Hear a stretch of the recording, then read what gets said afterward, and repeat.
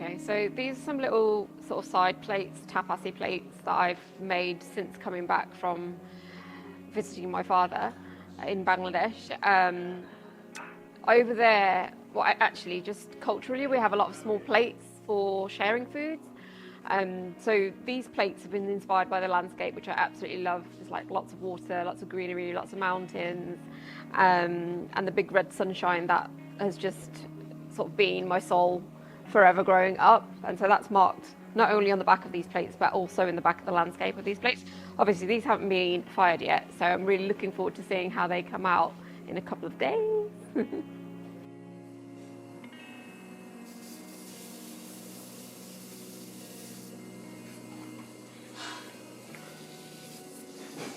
Hi, I'm Ayesha and I'm a member of the Sundragon Community Pottery organisation in Balsall Heath in Birmingham. I did a course just over a year ago after being quite poorly from my previous career, and since I did the course I went and bought a wheel of my own and became completely obsessed with pottery and ceramics, and I was adamant that I was going to be able to throw something round and symmetrical, which I sort of can now as long as I practice regularly.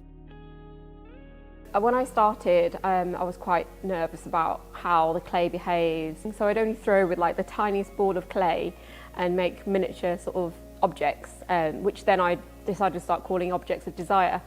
With my background in fine art, I started to paint them quite intricately, quite often in Bauhaus kind of styles. Since then, I have started to do something I said I would never do, and it was to make mugs.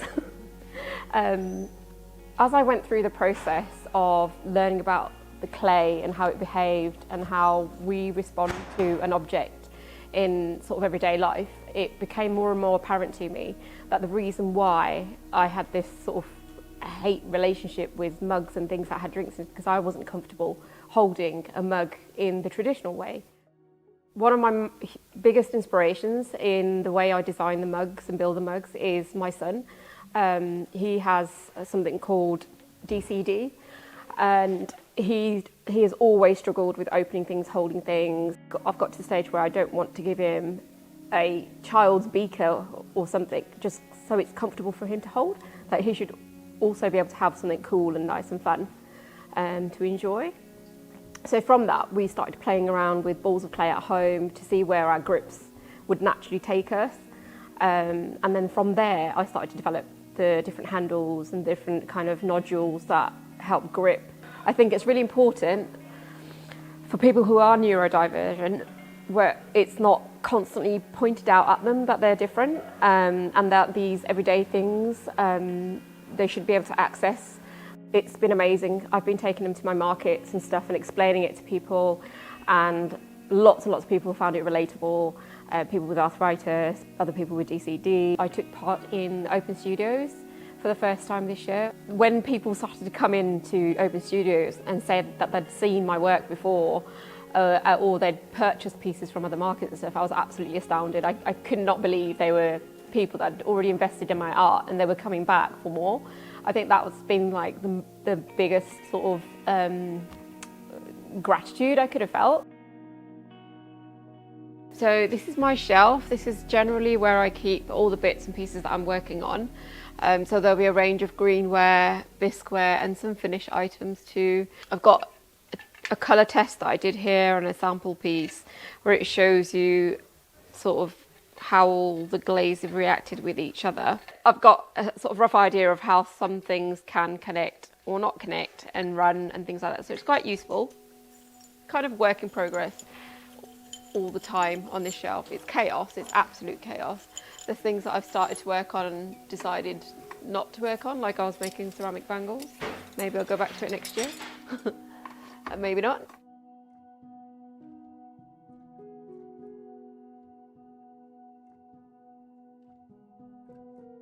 When I was 7 or 8, we went to Bangladesh for my first time, and I was just absolutely gobsmacked by everything that I saw there, how colourful it was, how clean and fresh everything felt and crisp, and I don't know. I was born here, and then we went over there for a holiday, and then we came back here, and I remember our taxi driver coming to pick us up from the airport. We went into the underground car park, which was grey concrete. And I remember as we were driving along the motorway thinking, why is everything so grey? I didn't really realise what I was thinking in my subconscious, that there was already a fight for colour in my life. You know, I couldn't see. We came back to our house that was sort of white grey. You know, there was lots of magical objects, as I thought, from where my parents had brought things back from Bangladesh, and they were used as decorations in the house. And on special occasions would wear really colourful clothes. When I started to do pottery, I finally had an outlet of exploding colour onto a surface. I've used the red bindi that we wear sort of on special occasions or just for fun as my maker's mark on my pottery. It goes on the bottom of each piece and directly in the middle. And the meaning for that for me is the centre point, the core, the spiritual home. Lots of people think it's a religious symbol, but actually, if you go back to its roots, it was a celebratory symbol. And that's basically what I want to pass through my work, as we should be celebrating an object and appreciating its beauty. So when I first came on to do the pottery course, I thought it was a 6-week fling, almost, like I'm going to have some fun and I'm going to leave. I had absolutely no idea that pottery would give me these feelings that I've had. The stigma that I sort of gave myself of not being able to be creative with my hands or painting or drawing is slowly kind of washing away. The more I do it, the more freedom I find in it, the more fun I'm having doing it, the more it's opening my own mind, and sort of I'm closing the door to comments that maybe I've had before that have made me feel quite caged. Culturally, there's quite a big stigma in being creative, and I think lots of people have this opinion of arts and crafts that it's a waste of time, you can't do anything with it. But the mental health and just general well-being of taking part in crafts is phenomenal. There's so much you can learn. You don't have to be good at something, but having the process where you can express yourself, whether it's colour, form, you know, it may have a function, it may not have a function, but the whole process that you go through from the first moment you pick up a pen and paper or a lump of clay to the end is such an important journey.